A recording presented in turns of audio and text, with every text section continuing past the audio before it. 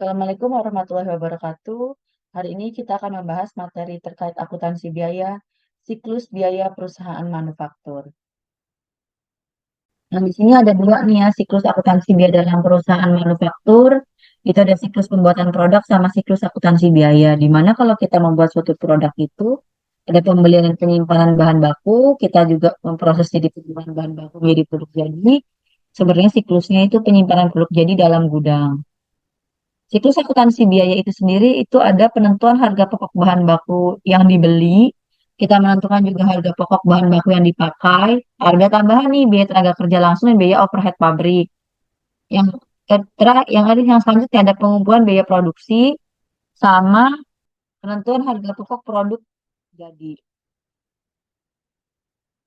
Selanjutnya ada rekening besar untuk perusahaan manufaktur. Barang dalam proses. Yang pertama, yang kedua ada persediaan bahan baku, ketiga gaji dan upah. Biaya overhead pabrik yang dibebankan, biaya overhead pabrik yang sesungguhnya, persediaan produk jadi, dan persediaan produk dalam proses. Satu, barang dalam proses untuk mencatat biaya bahan baku, biaya tenaga kerja langsung, dan biaya overhead pabrik di debit dan harga pokok produk jadi yang ditransfer ke bagian gudang di kredit. Yang kedua, persediaan bahan baku. Untuk mencatat harga pokok bahan baku yang dibeli itu di debit dan harga pokok bahan baku yang dipakai dalam produksi di kredit. Tiga, gaji dan upah digunakan untuk mencatat utang gaji dan upah di debit dan upah langsung yang digunakan untuk mengolah produk pada kredit. Oke, selanjutnya, Baik, keempat, biaya overhead pabrik yang dibebankan. Digunakan untuk mencatat biaya overhead pabrik yang sesungguhnya terjadi atau debit dan yang dibebankan kepada produk berdasarkan tarif yang ditentukan di muka atau kredit. Lalu yang kelima, biaya overhead pabrik sesungguhnya. Digunakan untuk mencatat biaya overhead pabrik yang sesungguhnya terjadi atau debit. oke, Yang keenam, persediaan produk jadi. Digunakan untuk mencatat harga pokok produk jadi yang ditransfer dari bagian produksi ke gudang untuk debit dan harga pokok produksi yang dijual dalam bentuk kredit. Lalu yang berikutnya persediaan produk dalam proses. Digunakan untuk mencatat harga pokok produk yang pada akhir periode masih dalam proses dalam debit. ya itu ya tadi ya dijelasin bahwa memang ini untuk mencatat harga pokok produk ya. Nanti kita lihat juga nih ada karakteristik usaha perusahaan yang produksinya berdasarkan pesanan. Ada proses pengolahan produk terjadi secara putus-putus. Produk dihasilkan sesuai dengan spesifikasi yang ditentukan oleh pemesan. Produksi ditunjukkan untuk memenuhi pesanan bukan untuk persediaan di gudang. Di sini juga ada karakteristik metode dari harga pokok pesanan. Manufaktur memproduksi berbagai macam produk sesuai dengan spesifikasi pemesan dan setiap jenis produk selalu perlu dihitung harga pokok produksinya secara individual. Nah, biaya produksi harus digolongkan berdasarkan hubungannya dengan produk menjadi dua kelompok, biaya produksi langsung dan biaya produksi tidak langsung.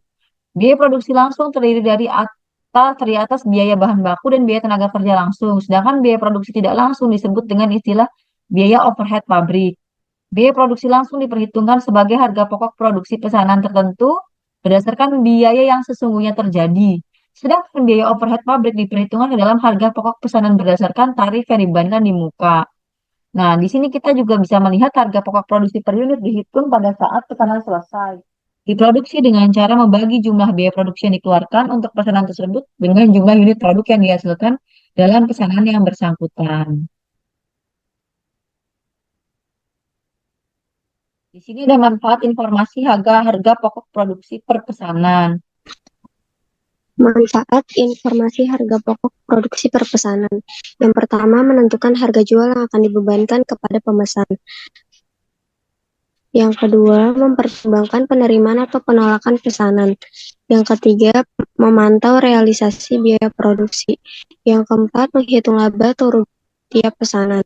Yang kelima, menentukan harga pokok persediaan produk jadi dan produk dalam proses yang disajikan dalam neraca. Oke. Jadi ada beberapa manfaatnya ya teman-teman. di sini bisa menentukan harga jual yang akan dibebankan kepada pemesan. Kita bisa taruh tuh taksiran biaya produksi untuk pesanan. Kita juga bisa hitung taksiran biaya non produksi totalnya kita total. Terus kita butuh laba yang diinginkannya berapa. Nanti kita ketemu nih taksiran harga jualnya berapa. Sedangkan taksiran untuk menaksir biaya produksi yang akan dikeluarkan, taksiran biaya bahan bakunya berapa, biaya tenaga kerja langsungnya berapa, BOP-nya berapa, ketemu taksiran biaya produksinya berapa. Ini sama ya tadi teman-teman. Coba dilihat juga nih biaya bahan baku, biaya tenaga kerja, biaya overhead pabrik, biaya non produksi, taksiran biaya administrasi dan umum, biaya pemasaran, biaya non produksi di sini ini terus taksiran total harga pokok pesanan. Ini juga sama, memantau realisasi biaya produksi, kita bisa hitung dari biaya bahan baku sesungguhnya, biaya tenaga kerja sesungguhnya, ada taksiran BOP. Ini kita menghitung ya laba ruginya ketemu laba bruto, harga jual yang dibebankan ketemu dikurang biaya, kita jadi laba bruto. Nah, menghitung laba atau rugi tiap pesanan kita bisa ngitung juga harga jualnya berapa, biaya produksi per satuannya berapa, nanti ketemu laba bruto.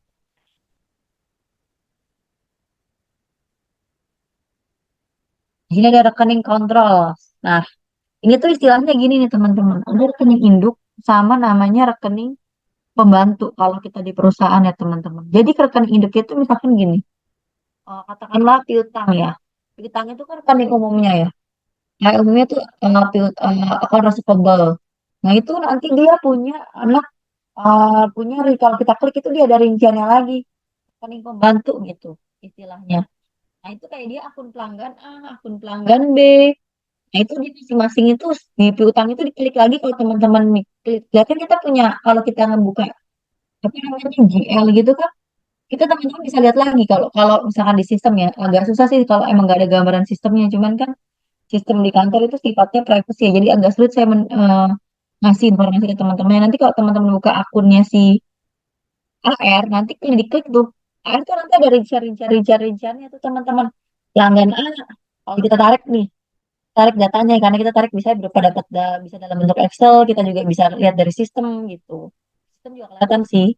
Nanti akun misalkan PT Gemilang itu punya AR berapa di GEA, terus misalkan eh, apa namanya Transnusa berapa punya AR di GEA gitu. Jadi kelihatan rincian-rincian itu nanti kebentuklah suatu rekening induknya, namanya akun dari apa akun receivable itu. Isinya yaitu adalah total piutang masing-masing pelanggan kalau kita klik gitu. Itu contohnya kayak gitu teman-teman kurang lebihnya. Rekening kontrol. Rekening kontrol atau akun induk adalah akun utama yang digunakan untuk mencatat total saldo dari sejumlah akun lainnya yang terkait. Rekening kontrol memberikan gambaran umum tentang total saldo yang ada di rekening-rekening pembantu. Beberapa fungsi rekening kontrol. Yang pertama, pengawasan. Pengawasan mempermudah pengawasan terhadap saldo total suatu kelompok akun. Yang kedua, pelaporan.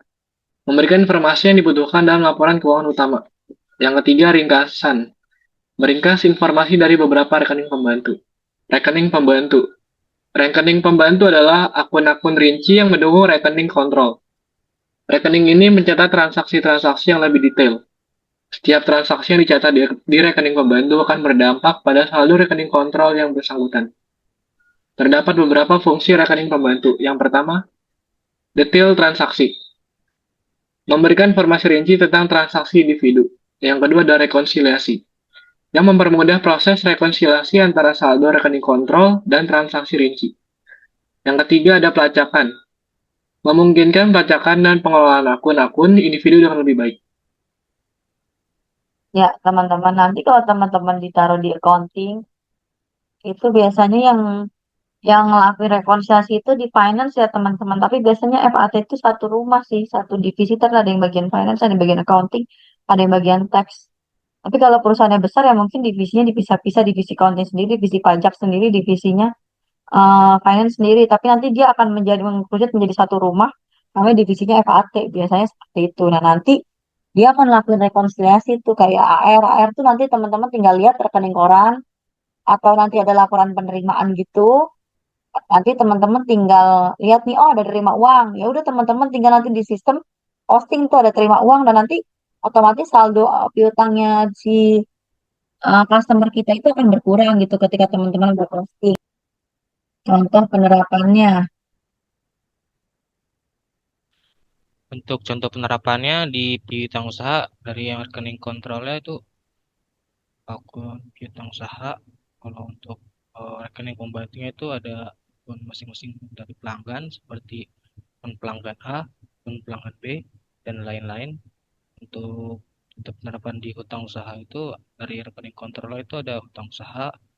Untuk rekening pembantu itu ada akun masing-masing pemasok seperti akun pemasok X, akun pemasok Y, dan lain-lain. Untuk contoh penerapan di persediaan itu ada rekening kontrolnya itu persediaan barang. Untuk rekening pembantunya ada akun masing-masing jenis barang seperti persediaan barang A, persediaan barang B, dan juga lain-lain. Oke, sampai sini pembelajaran kita pada hari ini. See you on next video.